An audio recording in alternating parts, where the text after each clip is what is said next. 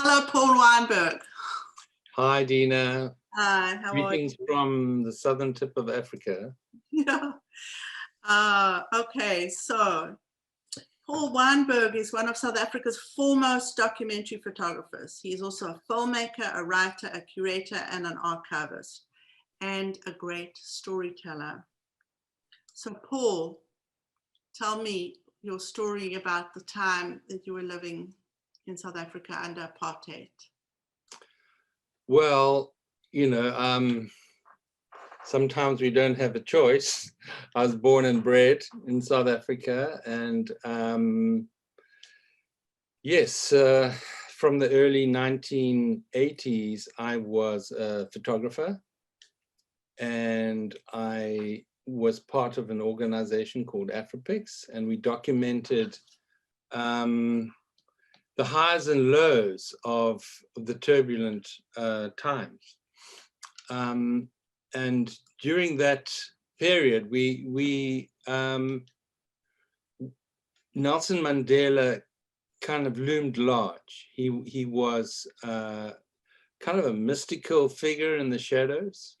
We were not allowed to see photographs of him because he was banned and the ANC was banned. But we had this sense of a presence of a great man. And then kind of somewhat by surprise, he was released in 1990. And I was given the task by the group of photographers I was with to go and photograph this moment when Mandela, Madiba as we call him, was leaving Victor Verster prison. So we arrived there late. We were probably the last photographers to arrive there. And there were like 3 tiers of journalists, filmmakers, photographers. And I sort of found a reasonable, but not very good position, but reasonable, and was sort of at ground level. Anyway, I took up my position. I was ready for this moment. And as Madiba came out of the gates and waved his fist in the air with his wife, Winnie Mandela, there was a surge of comrades, as we call them in South Africa, young activists.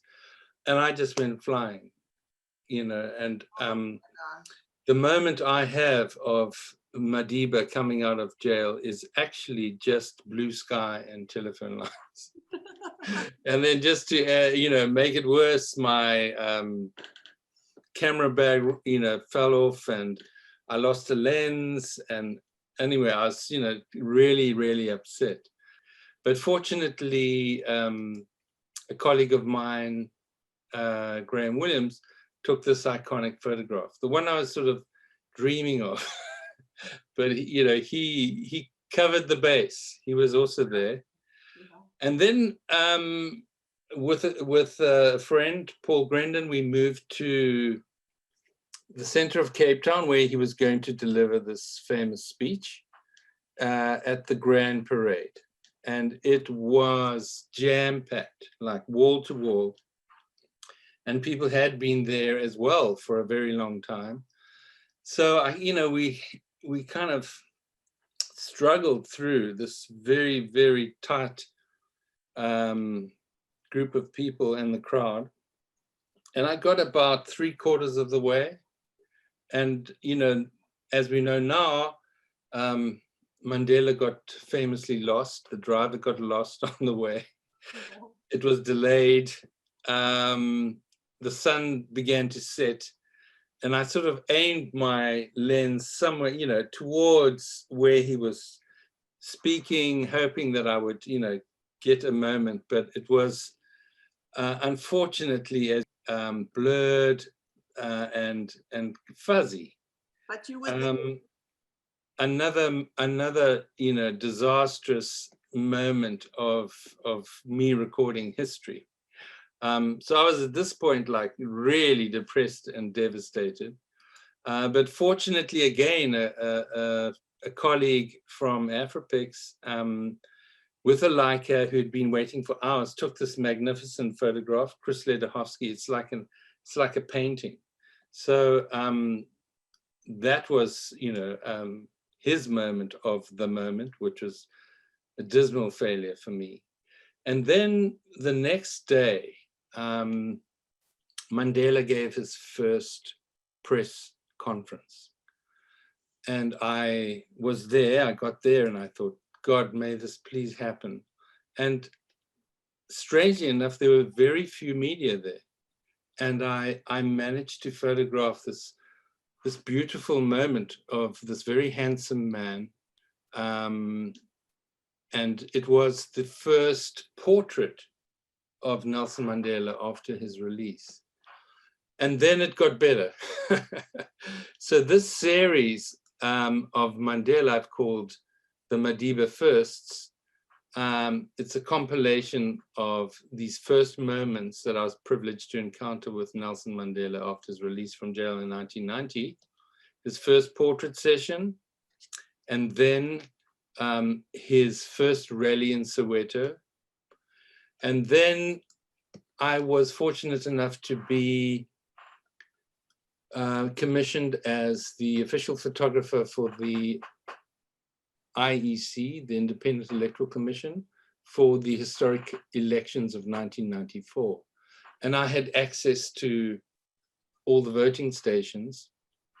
And I photographed Madiba placing his very first vote in a box.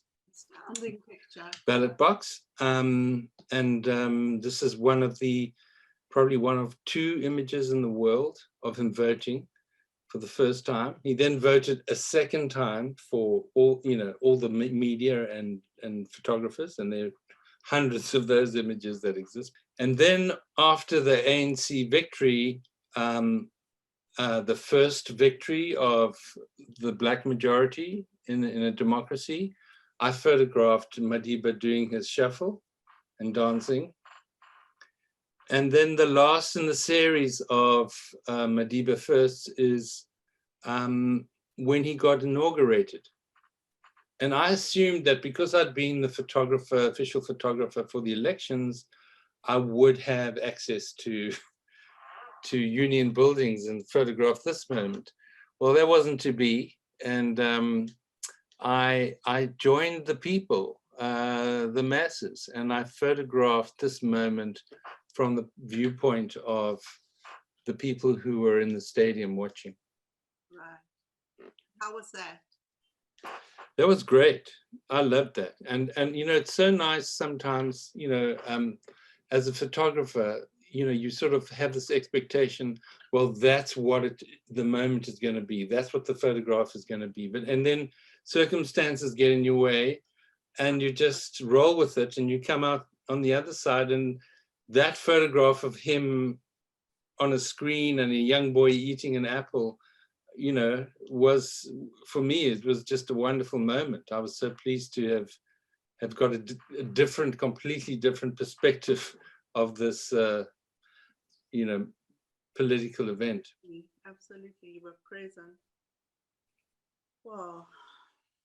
And then later you were also, I saw that on your site that you were also,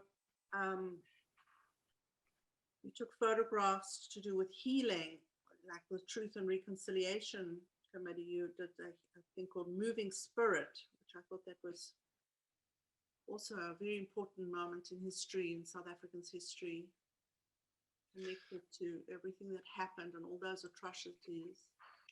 Yeah, so after 1994, it was like a great release, not just of Mandela, but a great release for all, and a relief that we didn't have to take these quite limited photographs of the country. That was the pressure that was on us. And I've always been interested in beyond the news, between the lines, and life between the cracks. And so I did this project that took me about 10 years called Moving Spirit, where I just, spend time with people who are from all walks of life practicing spirituality. And I just wanted to share their perspective of South Africa. And of course, those rituals never made the headlines. They were like, off the beaten track. But they were, for me, very real. And it was a great privilege to have walked the journey with South Africans who were also on a pilgrimage of healing. There's so many things that I could ask you. Is there something that you feel that's significant that you want to add to from that period of apartheid, and that you personally feel like you want us to know? No, just to say that having, been on the front line and in the thick of things for a very long time, it was just so liberating to know that this ridiculous system based on racism had come to an end, and we could now try and live normal lives and revert to some kind of human existence. But as you have seen, it's, the struggle is never really over, and there've been lots of disappointments. But so we are free, we live in a democracy, but there are still many challenges, and there've been a number of disappointments that for those of us who fought for a non-racial society are very disturbed by in 2020. But on the other side of things, there is a lot of humanity in this country.